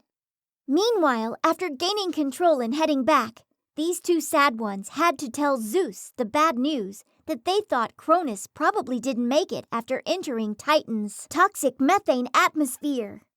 Fearing the worst, this captain needed some alone time to regrip his composure. Thinking up another brilliant plan, Zeus needed 2 or more rescuers. So volunteering immediately, Hermes and Poseidon snapped to attention, hopped on their scooters and sped away. Pedaling as fast as he could, Hermes told his passenger that he will definitely rescue Cronus and Hades. Hold on tight now, Helios, Hermes insisted as the young Dalmatian barked repeatedly in compliance with his order. Okay now, Hermes, perhaps we should considerably decrease our acceleration, for we are rapidly advancing towards the designation, Poseidon strongly advised. Not being able to slow down fast enough and approaching at too slight of an angle, they deflected off of Titan's thick atmosphere, knocking them both out of control. Gaining back control right away, Poseidon grew very frightened. Returning to headquarters, he told Zeus and Gaia that he didn't know anything about the whereabouts of Hermes and Helios after his deflection. At the same time, on Titan, Cronus did manage to land safely on Arrakis Planitia. At 210 miles wide, this plane, Planitia, was very flat. Always appearing to be very dark on this moon's surface, Cronus had to turn on her vehicle's headlight. Panning her eyes left to right, this amazed one observed inactive volcanoes, hills, flat areas, lakes, rivers, and seas of liquid methane. Instinctively catching her peripheral vision, this vigilant seeker snapped her head right. Fortunately, because of the total darkness, she was able to see a blinking light from 50 miles away. Having a déjà vu moment, she thought it was recognizable. More than curious, this suspicious looker darted across the terrain on her scooter in a flash. Hades, stay there! It's me, Cronus! She yelled, then exited her vehicle and ran towards her. Oh no, I think I'm hearing voices. What is that coming towards me? Hades imagined out loud, nightmarishly, as she ran away while in a delusional state of mind. Stop! Wait a minute! Cronus demanded, just before they both ran, then tripped down a small crater unscathed. Oh, it's you! Hades cried with relief. You are so athletic for navigating through this very flammable and treacherous place. You truly are my hero, Hades proclaimed appreciatively as they both chuckled for a while, then embraced. Now relaxing for a moment in the stillness of this night, thinking they were free from danger, the methane-composed clouds right above them suddenly wrung out its contents. Pouring out methane gas, this unfortunate pair became drenched in toxicity. Hades, we should fly off this place right away, Cronus bemoaned, then both ran to their scooters very fast. Mine won't start, Hades blurted out just after her headlight dimmed low, wearing down the battery. Darn, mine won't start either, Cronus feared as she continuously tried starting it up while the lights flickered. Okay, now I think that I only have enough power for one more try, Cronus distressed before it did start on her last try. So just like a spaceship capsule with a booster rocket that just has enough power to launch, Cronus catapulted out with her client in tow. Still being doused in methane, its gas leaked onto her scooter's electrical system. Soon igniting, this flammable liquid covered part of Cronus's scooter with fire. With Titan's oxygenated atmosphere fueling it, the flame spread to Hades's. Both yelling and screaming, Cronus couldn't speed up any faster. Finally exiting its atmosphere, fortunately, the flames extinguished itself due to the lack of oxygen in space. Experiencing a very traumatic event, Cronus then flew straight back to headquarters with Hades still in tow. Defending her insubordination to Gaia, all was forgiven. Calculating a new plan, Zeus still had to have Hermes and Helios rescued. Chapter 10. Tilted Uranian Uranus Amazement. After Gaia explained to Zeus about Hermes's and Helios's direction and estimated speed they were traveling after bouncing off Titan, Zeus had to estimate abstractly due to his UPS fading out suddenly. Solving all of these arithmetic problems in his head, this born leader came up with the solution to their approximate locale. Knowing that when an object is projected into space, Zeus knew that it usually maintains its current speed and direction. So now, with all these equations deciphered, this mathematician determined that most likely Hermes and Helios were headed towards Pluto. Getting packed up in a hurry, they all left together as a group to find their lost companions. Taking one step at a time, Zeus thought it would be best if they flew to Uranus and land on its largest moon, Titania, to visually observe Pluto's location. Okay, let's all slow down. This is a very dangerous area, Zeus cautioned as they approached the outer section of Uranus's 13 rings. Wow, this planet is so fascinating, Selene gasped as she was amazed by its gleaming light bluish-green color of this seventh planet from the sun. Please pay attention to where you are flying. You may hit something, Uranus predicted as Selene kept staring while heading towards the E-ring. Reflecting 2/3 of all these rings' total light, this outermost one of its 9 major rings was in their flight path's trajectory. Watch out, Selene! Look where you are going! Uranus warned frantically as she desperately swerved to avoid hitting the moon, Cordelia, which is located right on the E-ring. Whoa, I am out of control! Please, help me, someone! Selene begged as she flew above the E-ring counterclockwise while swerving right, just missing the other moon, Ophelia, which is located on that ring's other side. She flew out of control here. Everyone follow me so we can find her, Zeus ordered as everybody else followed him. Incoming! Watch out, everybody! Gaia yelled, then all veered in different directions to avoid hitting this sought-after moon. Wow, I turned out of its way just in time, Aphrodite exclaimed as she was the last to avoid this 980-mile-wide Uranus's only retrograde orbiting satellite, preventing a Titania collision. Selene executed a hard right at about 15 degrees, Poseidon determined. Maybe if I pedal faster, I could pull her to a stop, Cronus explained as they all tried their best to help Selene. Successfully dodging its outer major moons, Oberon, Titania, Umbriel, and Ariel, they flew towards the innermost major moon named Miranda. Being the first one to enter its atmosphere, Selene had to make an emergency landing. I'll try to cut her off safely, Ares yelled to all. Too late! I just saw Selene land hard over there, near that bright V feature. Ares told all before they flew past, landing close by on this 300-mile-wide, smallest major satellite. We must all now devise a rescue plan with precision, Hades suggested. Riding on its very rough and coarse terrain, they all had to travel very slowly, especially to avoid falling into its fractured, shadowy canyons, which are up to 12 miles deep. Picking up the pace, they all recklessly yet unintentionally cut each other off, wanting to individually take credit for Selene's rescue. Finally reaching this V-shaped chevron, they all expressed confusion while visually scanning this 2,000-foot-wide landmark for any signs of their victim. Although arriving here in last place, Uranus knew he could still prevail by staying vigilant. Trying to drop his cowardice, this dedicated one used all his astrophysical knowledge to detect any scientific proof of Selene's presence.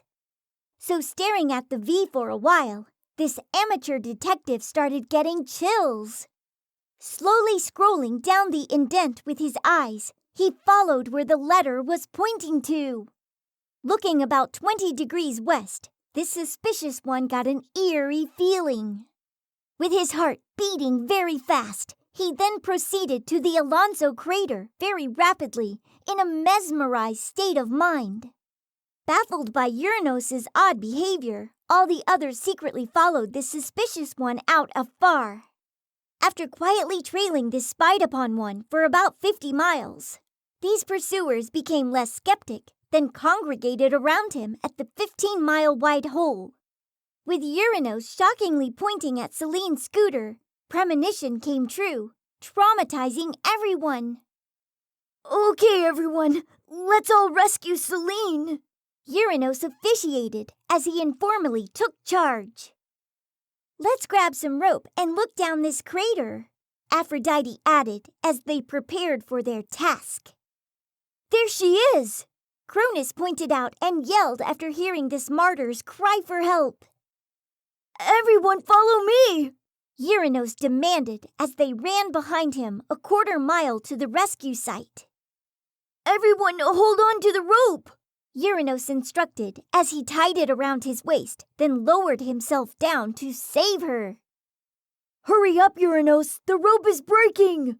Zeus warned loudly as its sharp rocks were cutting through this swaying rope. Grab onto me, Selene! Uranus belted out as everyone else continued gripping the weakening cord with all their strength. I got you now, Selene expressed after jumping off her ledge, then grabbing tightly onto her savior for dear life. I'll get us out of here in a second. Her hero promised this helpless one as they still pivoted like a clock's pendulum. Hurry, please, it's about to snap! Gia blared as the sharp-ridged stones continued splicing through the line's final few strands very rapidly. Come on, you can do it! Aphrodite cheered them both on. Uranus, perhaps if you both swayed your bodies side to side more vigorously, it shall pick up the momentum, Poseidon theorized. So, with only seconds left, this brave one gave one last swing. Just as the rope snapped, these two near fatalities flung up. Landing on its surface with minimal small cuts and bruises, they were both lucky to have survived. Spending a small amount of time to recover, they were ready to depart for Titania, which was their original designation. Once there, they all settled. Chapter 11. Ultraviolet Neptune Fascination. With his UPS permanently broken, Zeus asked everyone to try to locate the small dwarf planet that scientists say may just be an asteroid, known as Pluto, with their binoculars. Knowing that Hermes and Helios's is probably already on Pluto, Zeus estimated that planet asteroid should be close by in sequential order. I just discovered its proximity, Poseidon bragged after quickly estimating its juxtaposition, then by following its projected orbital path with his eyes. Wow, that's amazing! Zeus confessed to Poseidon as he slowly put down his binoculars disappointingly, with everyone else imitating. Good eyes, Poseidon. You didn't even use your binoculars. That planet is hundreds of millions of miles away from here. Gia complimented impressively. Okay, perhaps it's best if we resume our search. Every minute counts. Poseidon officiated. Giving him credit for his find, Zeus bent the rules just this once by allowing Poseidon to lead the way. Feeling very privileged and authoritative, this temporary escort guided the way without incident. Approaching the 8th planet from the sun, known as Neptune, all these astonished ones stopped and were amazed by its ultraviolet blue glow. Still hypnotized by its fluorescent color, Gia unconsciously drifted towards danger. Known as the Great Dark Spot, they had to be very careful of this counterclockwise rotating cyclone, which produced winds of up to 1,500 miles per hour. Indirectly heading very fast towards this 8,100-mile-wide storm, Gia panicked, lost control and concentration. Gia, veer away from that hurricane! Poseidon hollered as he raced towards her. I'm trying to! Gia hyperventilated while frantically trying to regain control. Turn! Turn! Turn! Everybody else shouted repeatedly. Just relax and calm down, Poseidon advised as he tried unsuccessfully to nudge her away from danger. I'm right behind you, pal. I'll try to grab her. Uranus revealed to Poseidon, but without success. Being the most similar planet to ours in the fact that you would only weigh 1/6 more on its surface, this smallest of the gaseous planet's gravity pulled them in only at an average speed. I now have possession of you, Gia, Poseidon told as he heroically grabbed her right handlebar while Uranus boldly grabbed her left one. Finally pulling her to safety, they all then resumed their flight. Let's all land on this giant moon, Poseidon directed as he pointed to a large satellite which was at its average distance of 220,000 miles from its planet.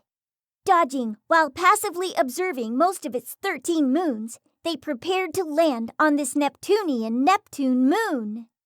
Now not realizing that this satellite is Neptune's only retrograde orbiting moon, they all underestimated its incoming speed and had to swerve out of the way. Turning back very swiftly, they all had to coincide with its slow velocity of only 2,200 miles per hour to land on it. So, with all setting up their observation in the middle of this 1,680-mile-wide moon, Poseidon had to take one last look at Pluto through his binoculars to evaluate the most precise way to approach that trailing planet. Losing his train of thought, this intelligent one started to get nervous. Picking up on this, Zeus silently took back command. Trying desperately to spark up his UPS once again, which was on the blink, it finally shut itself down permanently.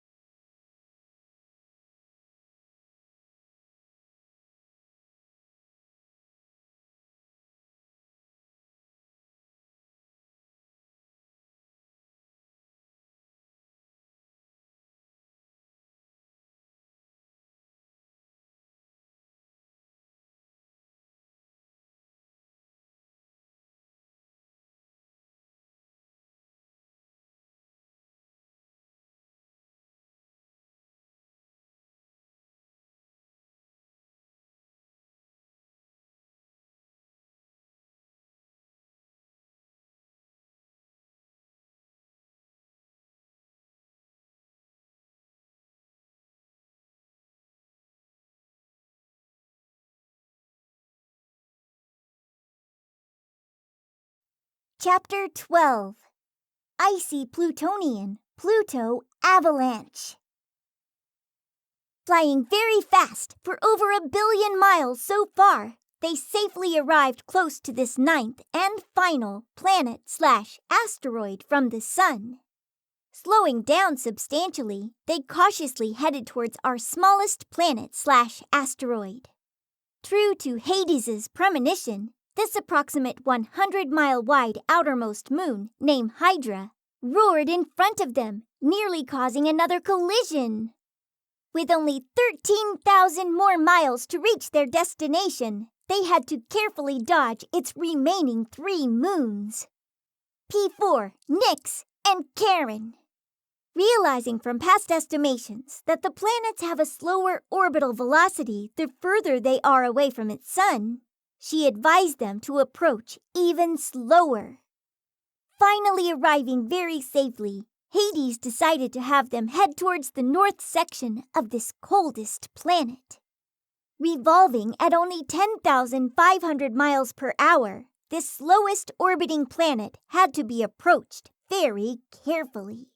Slowing down, they all touched ground and slid safely on this icy Hadean-Plutonian surface, amusing everyone.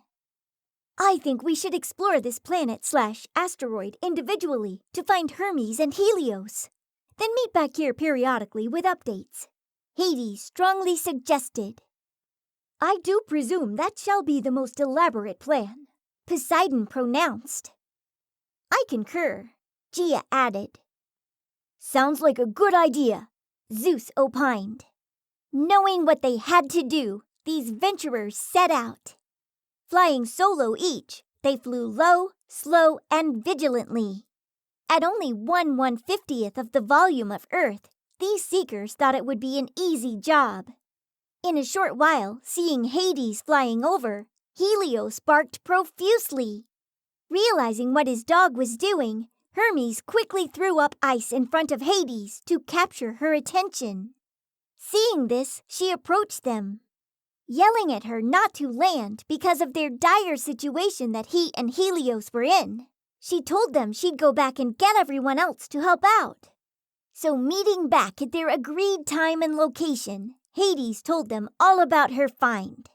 Closely following this locator, they all then gathered around these helpless ones. My foot is stuck in this ice. Everyone stay away. The ice above me is chipping. It may start an avalanche. Hermes warned as it started breaking more and more, causing an avalanche. Crashing down, tons of ice slid in a massive landslide. Running for their lives, the others barely escaped a certain demise. Buried in some of this, their rescuers had to devise a plan. Seeing them still conscious, Hades came up with a brilliant idea. Help! Helios and I are stuck in this ice! Hermes repeated. Don't worry, you two. Stay still. I have a plan, Hades disclosed. While carving out a cubic foot of ice, Hades asked everyone to soften it up into the shape of a concave lens.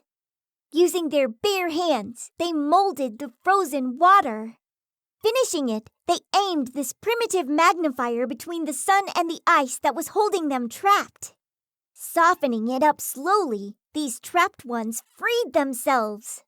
So finally, with this whole group congregating together for the first time since the Halley's Comet collision, the rescue mission certainly seemed to have come to a conclusion.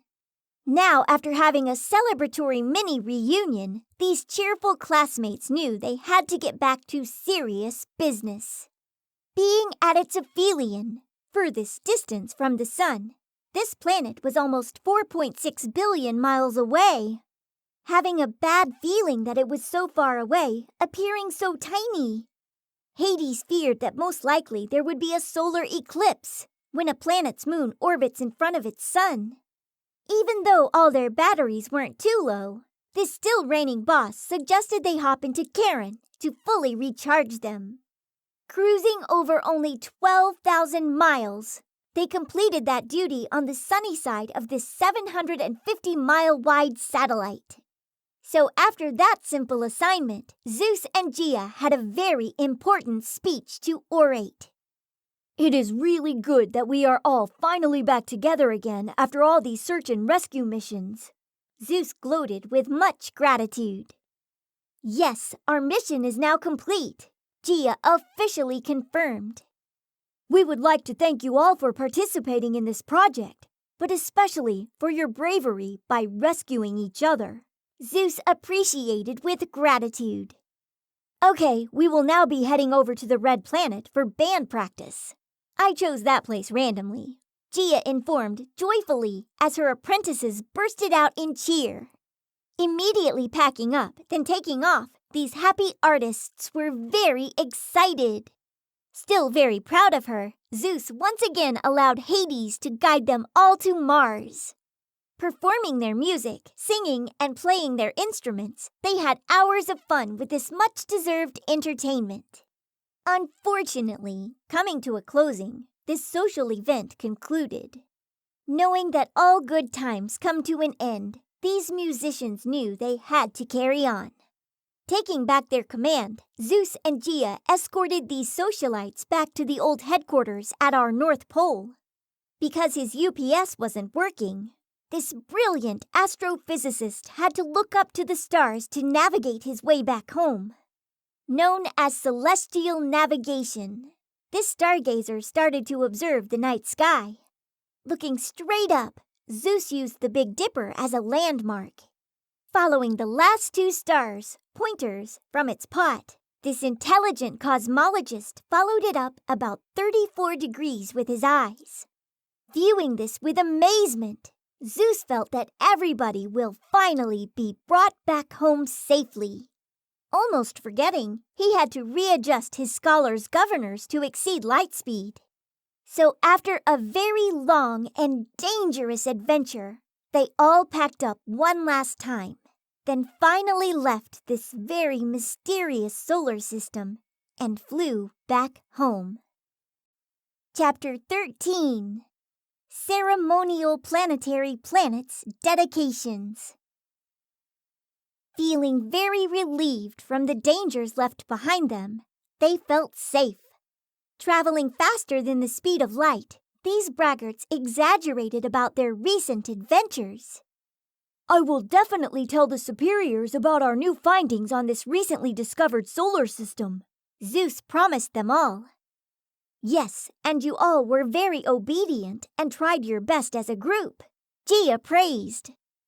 I'm gonna tell all the school kids about the neat places we went to, especially the cool ones for skateboarding, Ares raved proudly.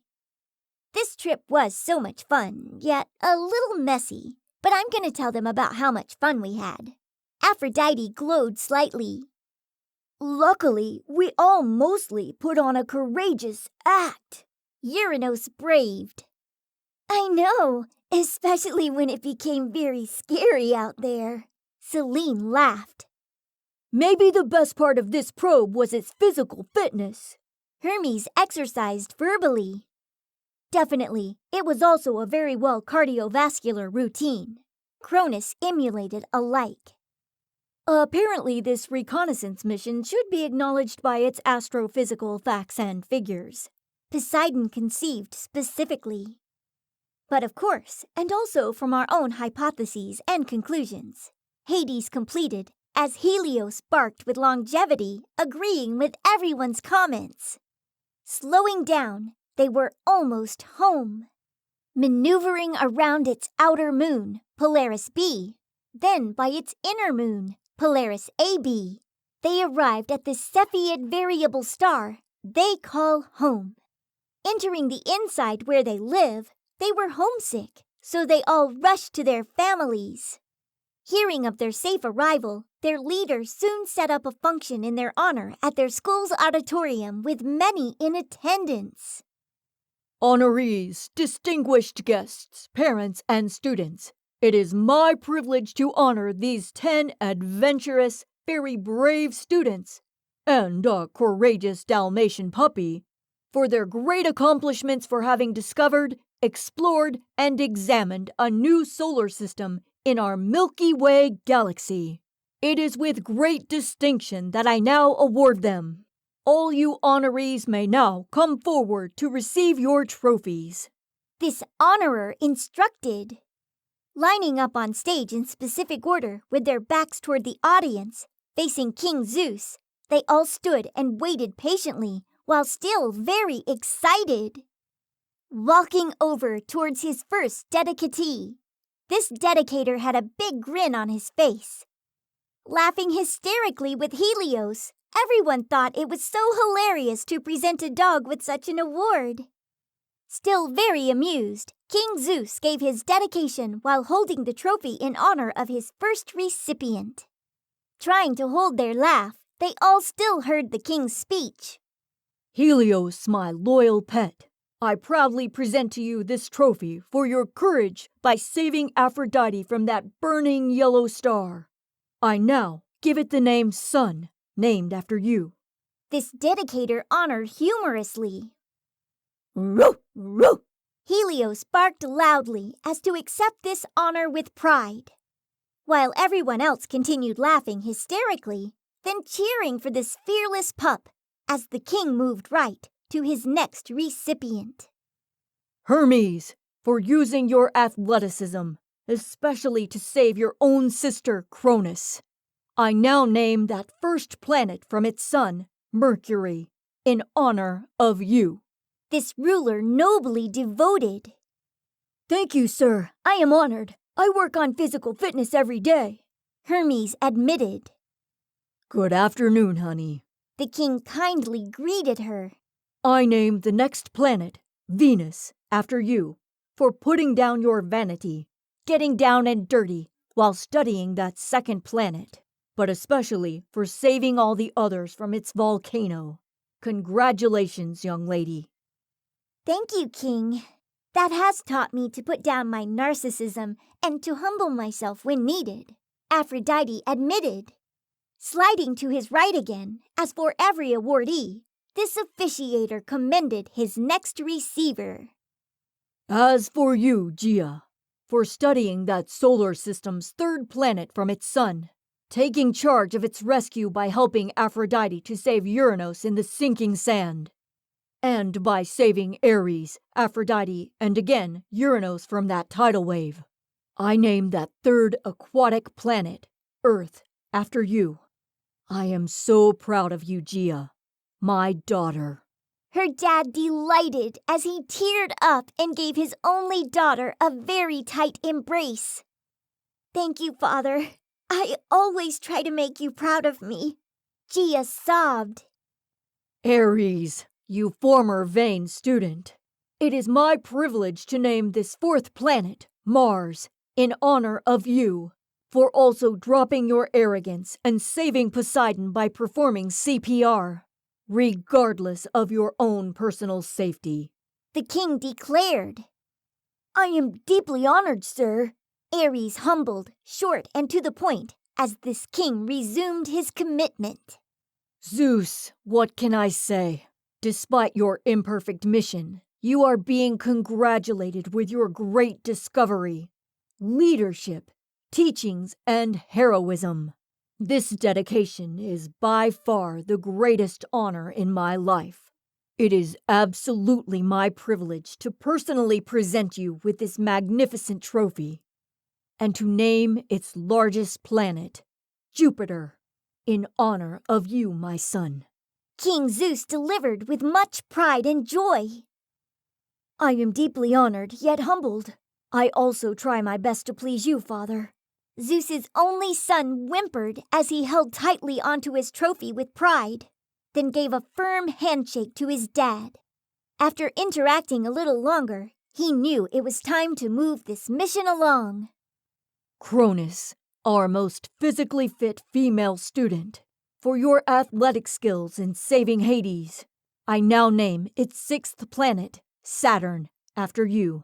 His Majesty dedicated to her with great pride.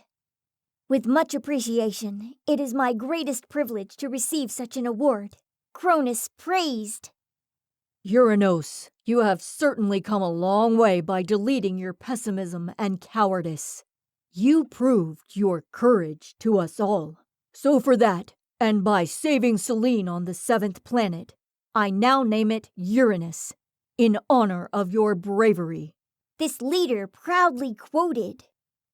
I do accept this award with great pride, my king. Uranus welcomed as his greatest achievement to date. Good afternoon, Poseidon. As our most intelligent male 5th grade student, you have proved your astronomical knowledge, partly by locating that luminous planet, taking charge of its rescue mission, and by saving Gaia. So for all that, I definitely choose to name the 8th planet, Neptune, after you. Their king declared. With much acknowledgement, one must be commemorated and aggrandized. Poseidon certified modestly. And last, but not least, as our school's most intelligent 5th grade female student, you have demonstrated your wisdom by influentially taking charge, pinpointing its last and smallest planet from far away, then by making a primitive yet sophisticated instrument to save Hermes and my puppy, Helios, who were trapped in an avalanche. So for all that, I definitely name your planet Pluto. This monarch validated. Unpretentiously and demurely, I am extremely gratified, Your Highness. Hades complimented. Now concluding these dedications, King Zeus ended it with a short speech. Having these awardees turn around, the audience rose and gave them a long chanting standing ovation, as all these recipients held their trophies over their heads while cheering loudly. Still very excited, all these characters, whose names coincide with Greek mythological gods and goddesses, were truly honored to have their dedications named after them. So later on that day, they all had their own little celebration. That dedication was so awesome. We were all wicked excited. Aphrodite cheered. Yeah, it was so cool. That was a fantastic jubilee. Ares expressed with much glee. Do you think that maybe next year we could escort the next 5th grade class to explore that solar system? Cronus questioned everyone. Well, that seems very possible. We should first make sure that they are all in good physical shape, Hermes suggested. We all could definitely guide those students. Selene guaranteed. We also have to make sure they don't panic or fear anything, Uranus thought. Theoretically, most of its data and figures were calculated correctly to guarantee accurate instruction. Hades factualized. Although hypothetically, much of its evidence is merely speculative. Poseidon clarified, but to have confidence that it would still be a safe venture. Our king will definitely permit us to chaperone our underclassmates to explore that solar system, because we proved that we could explore and study it, then come back safely, Gaia attested. Yes, you are all correct. I think the most important thing about our mission was that no one was seriously injured.